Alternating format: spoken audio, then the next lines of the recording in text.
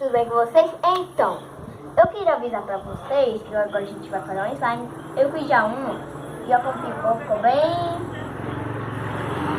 legal. Câmera, vem um pouquinho mais pra baixo, pra cá. Ok, tá bom, tá ótimo. Então, câmera, vou botar aqui o slime aqui no chão, mesmo assim, vou jogar ela fora mesmo. Vou abrir aqui a cola. Vou abrir assim, que deixa mais rápido, né? Mostra mais perto, câmera. Acho que já tá bom. Minha vai ser pequena só pra mostrar pra vocês, tá, gente?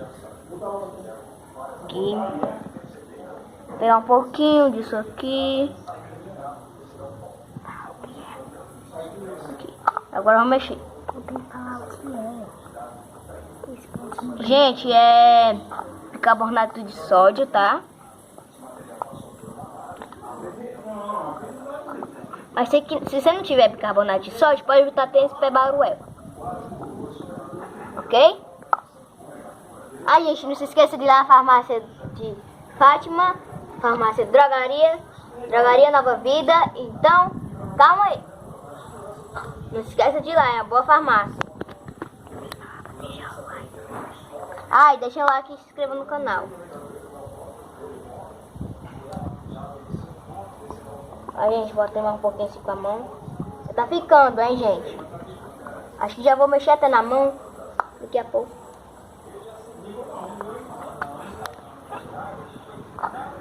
Ai, gente. Gente, olha aqui. Eita, faltando mais um pouquinho de tênis pé, galera. Ai, gente, eu usei também bicarbonato com tênis de pé, só pra avisar, que eu não esqueci de avisar. Eu usei os dois, que eu achei que ia dar uma misturinha boa. E deu. Aquela que eu fiz foi com esses dois. Vou botar mais um pouquinho aqui, tá, gente? Aqui, tá dando a consistência, ó. Galera. Ai, galera, não se esqueça de deixar o like, hein? Se inscrever no canal.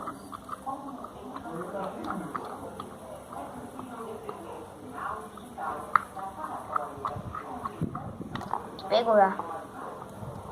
Gente, como tá legal nosso slime. Ah.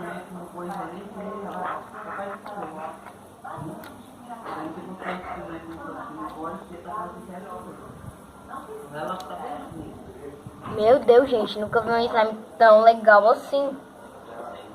Então, gente, esse foi o vídeo. Se inscreva no canal e não esqueça de notificar não deixe de deixar o sininho e se inscreva no canal, gente. Deixa o like, né? Muito importante pra gente saber que você assistiu o vídeo e gostou.